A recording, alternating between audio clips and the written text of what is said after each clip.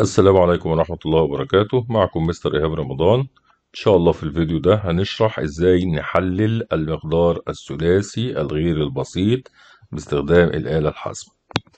يعني إيه مقدار ثلاثي غير بسيط؟ يعني معامل السين تربيع لا يساوي الواحد، زي ما انتم شايفين هنا أهو باتنين.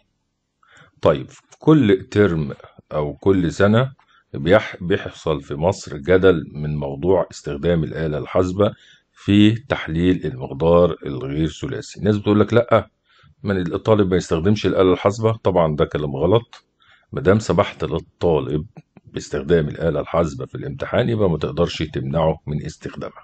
تمام. طب اعمل ايه علشان الطالب ما يستخدمش الآلة الحاسبة في التحليل؟ بسيطة جدا. امنع دخول الآلة الحاسبة في الامتحان في مرحلة التعليم الأساسي. وبالمناسبة دي مش جديدة، في دول كتير بتطبق الموضوع ده. ممنوع استخدام الآلة الحاسبة في مرحلة التعليم الأساسي، ويبدأ يستخدم الطالب الآلة الحاسبة في المرحلة الثانوية. بل إن في دول بتمنع استخدام الآلات الحاسبة الحديثة زي 991 بتمنع دخولها في المرحلة الثانوية كمان. يعني في دول بتمنع استخدام الآلة الحاسبة الحديثة في المرحلة الثانوية. لكن طول ما أنا سمحت للطالب باستخدام الآلة الحاسبة يبقى ما يشغلش بالي بقى يحلها بالآلة أو ما يحلهاش بالآلة. دي مش قصتي.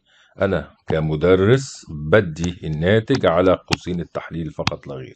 هل قوسين التحليل جابهم بالمقص، جابهم بأي طريقة أخرى، ماليش فيه. أنا بشوف القوسين وأدي عليهم الدرجة النهائية. طيب إزاي بقى أحلها بالآلة الحاسبة؟ أروح هنا مختار الآلة الحاسبة بتاعتي وأدخل على مود، وبعد كده اختار هنا الخمسة. بالمناسبة الآلة الحاسبة دي اللي هي 991 اي اس بلس. بعد كده اختار رقم 3. قدام هنا السين تربيع فيه الاتنين، فاختار الاتنين اقول يساوي. قدام هنا السين سالب 19 فاقول سالب 19 يساوي. تمام. قدام هنا الحد المطلق 35 فاقول 35 يساوي. اكس واحد اضغط كمان يساوي. اكس واحد طلعت ب7 واكس اتنين طلعت ب5 على الاتنين، يبقى اكس واحد طلعت ب7 واكس 2 طلعت ب5 على الاتنين. طيب ازاي بقى بتاع ده استخدم الآلة الحاسبة التانية اللي هي 991 اي ار اكس؟ هضغط منيو وبعد كده اختار 9 او اروح لحل المعادلات اهي اللي هي رقم 9، واختار رقم 2 اللي هي حل المعادلات كثيرات الحدود، هتلاقوها بالعربي كثيرات الحدود. واختار هنا البولينوميال ديجري او درجة كثيرة الحدود، فاختار 2. انا بحل معادلة من الدرجة الثانية. وبنفس الاسلوب هبدأ ادخل الاتنين يساوي، بعد كده السالب 19 يساوي، بعد كده ال35 يساوي. ادي هنا يساوي الاكس واحد بيساوي 7 والاكس 2 بيساوي 5 على الاتنين. طيب ازاي بقى استخدم الناتج اللي طلع ده في التحليل في القوس؟ بسيطة خالص.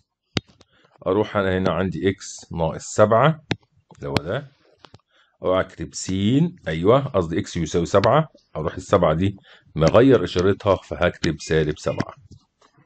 تمام. طيب التاني بقى اللي هو اكس 2 يساوي 5 على الاتنين، يبقى هنا على طول هروح جاي هنا كاتب هنا 2 الرقم اللي تحت جنب السين 2 س، واغير اشارة اللي فوق هنا 5 يبقى ناقص 5.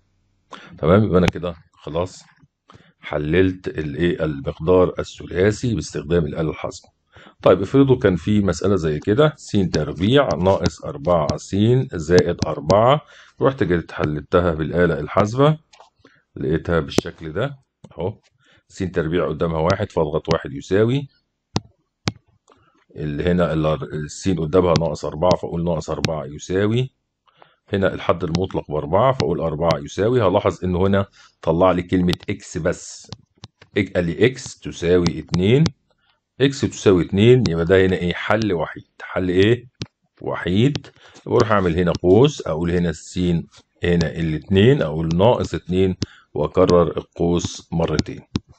تمام. بالنسبة بقى للمدرسين اللي بيقولوا لك أنا عايز أشوف خطوات في تحليل المقدار الثلاثي. خطوات إيه اللي المدرس عايزها؟ المدرس مش محتاج غير إنه يشوف غير القوسين. طب هل أنت محتاج إن الطالب يعمل لك في المسودة بالشكل ده، يعمل لك طريقة المقص اللي حضرتك متعود عليها.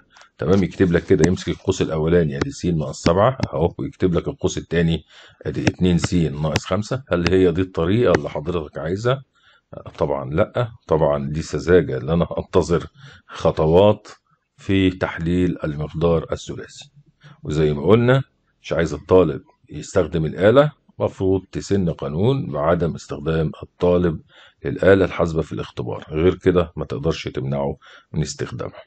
وأتمنى أن أنا أكون أفدتكم، والسلام عليكم ورحمة الله وبركاته.